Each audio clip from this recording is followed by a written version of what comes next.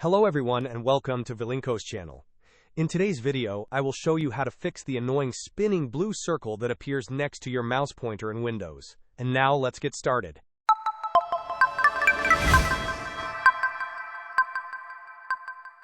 If you are experiencing the issue where a spinning blue circle constantly appears next to your mouse pointer, there is a straightforward solution you can try within Windows settings. First, open the Windows search bar.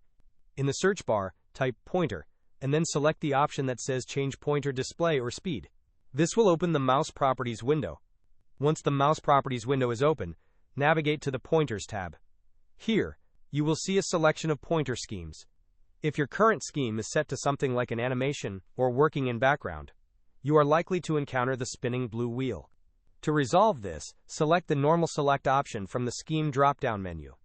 After selecting Normal Select, click on the Apply button, and then click on OK to save your changes. This action should immediately stop the spinning blue circle from appearing. Hope this was helpful. Don't forget to like and subscribe if you enjoyed. As always, thanks for watching, and I will see you in the next video.